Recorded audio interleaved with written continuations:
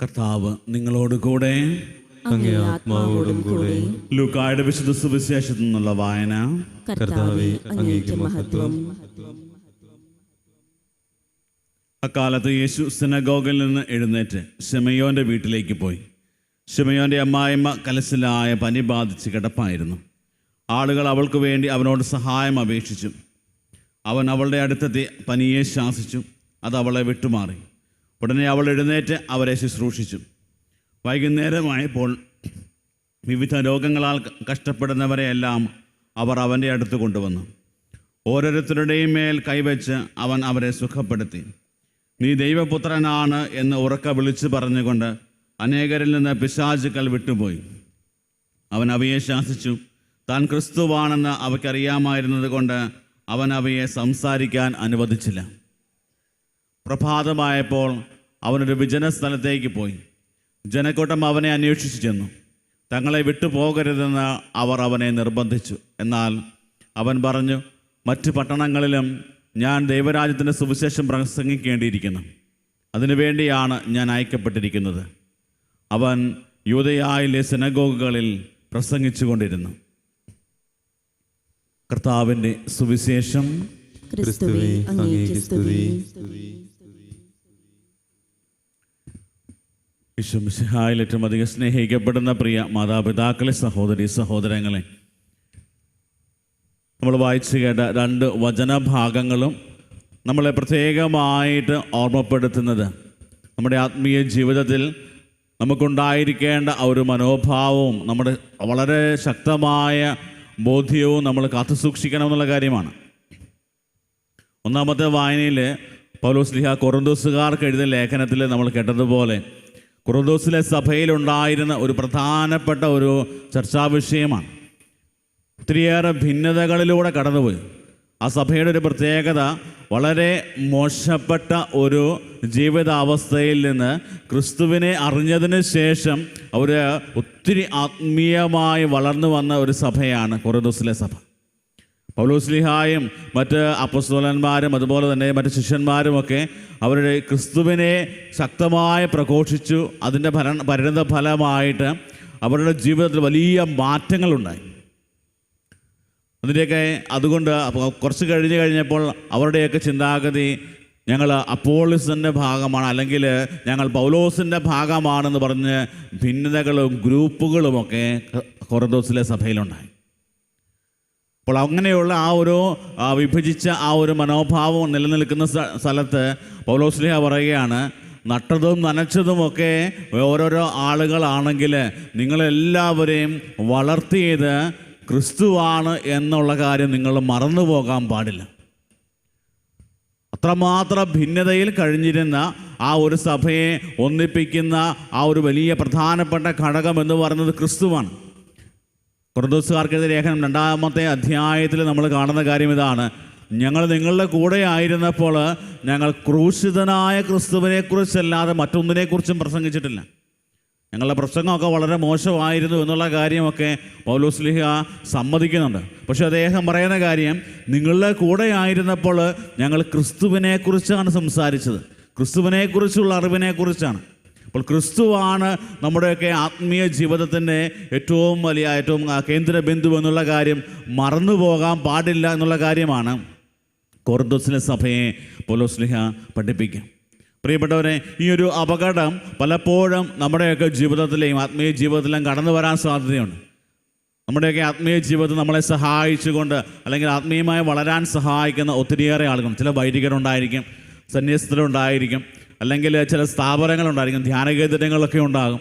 പക്ഷെ അവിടെയൊക്കെ നമ്മുടെയൊക്കെ ഫോക്കസ് എന്ന് പറയുന്നത് ഈ വ്യക്തികളിൽ അല്ലെങ്കിൽ ഈ ഒരു സ്ഥാപനങ്ങളിൽ ഒതുങ്ങിക്കൂടി പോകാതെ അതിനേക്കാൾ ഉപരിയായി നമ്മളെ വളർത്തുന്ന, നമ്മളെ പരിപാലിക്കുന്ന ക്രിസ്തുവിലായിരിക്കണം ഓരോ ക്രിസ്ത്യാനിയുടെയും ഫോക്കസ്. അപ്രകാരമാണെങ്കിൽ ഭിന്നതകളില്ലാതെ ക്രിസ്തുവിൻ്റെ മനോഭാവത്തോടു കൂടെ മുന്നോട്ട് പോകുവാൻ നമുക്ക് സാധിക്കും. സ്നാപക യോഹന്നാൻ്റെ ജീവിതത്തിലും അവൻ്റെ ജീവിതത്തിലും അവൻ നേരിട്ട ഏറ്റവും പ്രധാനപ്പെട്ട ഒരു വെല്ലുവിളി എന്ന് പറയുന്നത്, അവനോട് ചോദ്യത്തിന് അവൻ പറഞ്ഞ ഉത്തരവാണ്. അവനോട് ചോദിച്ചു, നീ ക്രിസ്തുവാണോ? ഇത്രമാത്രം തീക്ഷ്ണതയോടെ, ഇത്രമാത്രം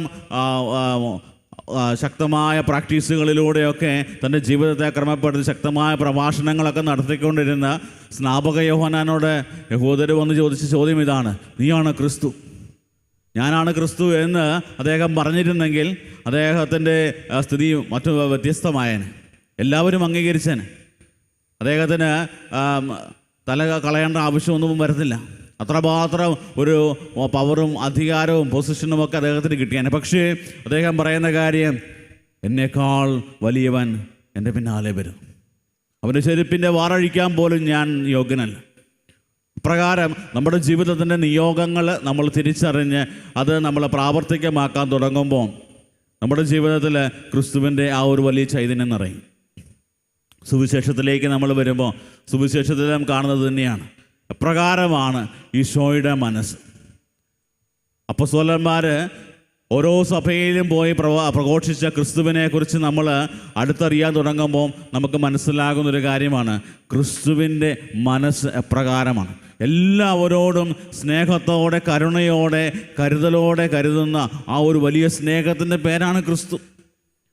പത്രോസ് ശ്ലീഹായുടെ അമ്മായിമ്മയെ സുഖപ്പെടുത്തുകയാണ്, രോഗിയായിട്ട് കിടക്കുകയാണ്. പക്ഷേ ഒരു സഹായം ചോദിച്ചു വരുമ്പോൾ അവരെല്ലാം സുഖപ്പെടുത്തുന്ന ഈശോയെ കാണുന്നു.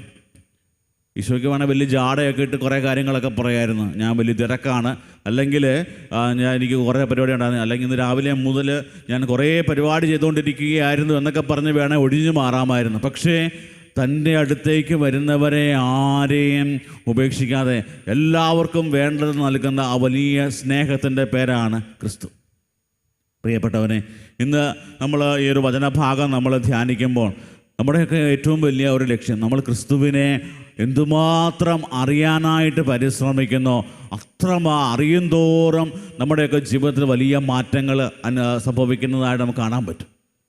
ഇന്ന് നമ്മുടെയൊക്കെ വിശ്വാസം പോലും പലപ്പോഴും ഒത്തിരി ആഴമില്ലാത്തതാകാനുള്ള പ്രധാന കാരണം ക്രിസ്തുവിനെ അറിയാത്തത് കൊണ്ടാണ്. നമ്മൾ കൂടുതലായിട്ട് വചനം വായിക്കുകയും വചനത്തിലെ ഈശോയെ നമ്മൾ ഹൃദയത്തിലേക്ക് ഏറ്റെടുക്കാൻ നമ്മൾ തുടങ്ങിക്കഴിഞ്ഞാൽ നമ്മുടെ ജീവിതത്തിൽ വലിയ മാറ്റങ്ങൾ സംഭവിക്കും. നിറഞ്ഞു നിൽക്കുന്ന വലിയ ആനന്ദം അനുഭവിക്കാൻ സാധിക്കും. ഓരോ വിശുദ്ധരുടെയും ജീവിതമൊക്കെ പരിശോധിച്ച് കഴിഞ്ഞാൽ നമുക്ക് കാണാൻ പറ്റുന്നൊരു പ്രധാനപ്പെട്ട കാര്യമാണ്. പ്രത്യേകമായി വിശുദ്ധ അഗസ്തീനോസിൻ്റെയൊക്കെ ജീവിതത്തിൽ അത്രമാത്രം ജീവിതത്തിൽ കുത്തഴിഞ്ഞ പോലത്തെ ഒരു ജീവിതം നയിച്ചതിന് ശേഷം വചനത്തിലെ ഈശോയെ അനുഭവിച്ചറിഞ്ഞു കഴിഞ്ഞപ്പോൾ അദ്ദേഹം പറഞ്ഞ കാര്യം, കർത്താവേ, നിന്നെ അറിയാൻ ഞങ്ങൾ വൈകിപ്പോയല്ലോ. ഇത്രമാത്രം സ്നേഹിക്കുന്ന നിന്നെ ഞങ്ങൾ മനസ്സിലാക്കാൻ വൈകിപ്പോയല്ലോ. ആ ഒരു വലിയ തിരിച്ചറിവാണ് നമുക്ക് സംഭവിക്കുക നമ്മൾ ക്രിസ്തുവിനെ അറിയാൻ തുടങ്ങുമ്പോൾ. രണ്ടാമതായിട്ട് നമ്മുടെയൊക്കെ ജീവിതത്തിലേക്ക് ക്രിസ്തുവിനെ അറിയാൻ തുടങ്ങുമ്പോൾ ക്രിസ്തുവിൻ്റെ മനോഭാവം നമ്മുടെയൊക്കെ സ്വന്തമായിട്ടുമാണ്. ക്രിസ്തു ചിന്തിച്ചതുപോലെ, ക്രിസ്തു കണ്ടതുപോലെ, കേട്ടതുപോലെ, സംസാരിച്ചതുപോലെ, പ്രവർത്തിച്ചതുപോലെയൊക്കെ നമുക്കും ജീവിക്കാൻ സാധിക്കുന്നത് ആ ഒരു ക്രിസ്തുവിനെ അറിയുമ്പോഴാണ്. ഒരു വികലമായ സങ്കല്പത്തോടെ നമ്മുടെ ദൈവത്തെ നമ്മൾ കാണാൻ തുടങ്ങുമ്പോൾ, അല്ലെങ്കിൽ നമ്മൾ വിശ്വസിക്കുന്ന ദൈവത്തിന് അത്രമാത്രം പ്രാധാന്യം കൊടുക്കാതെ ഒരു ഏഴാം കൂലിയായിട്ടൊക്കെ നമ്മുടെ ദൈവത്തെ കാണുന്നെങ്കിൽ പ്രാർത്ഥിക്കാൻ നമുക്ക് മടുപ്പായിരിക്കും, അല്ലെങ്കിൽ ദൈവത്തോട് കൂടെയായിരിക്കാൻ മടുപ്പായിരിക്കും. ദൈവത്തിന് നല്ല ഗുണങ്ങൾ നമ്മുടെ ജീവിതത്തിലേക്ക് സംശീകരിക്കാനായിട്ട് നമുക്ക് ബുദ്ധിമുട്ടുണ്ടാകും. അവിടെയൊക്കെ പൗലോസ് ശ്ലീഹ കൊറിന്തോസിലെ സഭയെ ഓർമ്മിപ്പിച്ചതുപോലെ ക്രിസ്തുവായിരിക്കണം നമ്മുടെയൊക്കെ ജീവിതത്തിൻ്റെ ഏറ്റവും പ്രധാനപ്പെട്ട കേന്ദ്രമെന്നും. ആ ഒരു വലിയ തിരിച്ചറിവിലേക്ക് നമുക്ക് വളരാൻ സാധിക്കുന്നുണ്ടെങ്കിൽ നമ്മുടെ ജീവിതങ്ങൾ മാറും. പ്രിയപ്പെട്ടവരെ, ഇന്ന് ഈ പരിശുദ്ധ കുർബാനയിൽ ഈ വചനഭാഗം നമ്മൾ ധ്യാനിക്കുമ്പോൾ എല്ലാവരെയും ഇത്രമാത്രം സ്നേഹത്തോടെ പരിപാലിച്ച് അവരെയൊക്കെ പരിഗണിച്ച ഒരു ദൈവത്തെയാണ് നമ്മൾ ഇന്ന് ധ്യാന വിഷയമാക്കുക. നമ്മുടെയൊക്കെ ജീവിതങ്ങളും അപ്രകാരമാകാനും നമ്മുടെ കുടുംബങ്ങളിലും നമ്മുടെ ജീവിത പങ്കാളിയും മക്കളെയും മാതാപിതാക്കളെയും ഒക്കെ ഇത്ര ഈശോയുടെ ആ ഒരു സ്നേഹത്തോടെ പരിഗണിക്കാനും പരിചരിക്കാനും ഒക്കെ നമുക്ക് സാധിക്കട്ടെ എന്ന് പ്രത്യേകം പ്രാർത്ഥിക്കാം. ദൈവം നമ്മളെ എല്ലാവരെയും സമർത്ഥമായി അനുഗ്രഹിക്കട്ടെ. ആമേൻ.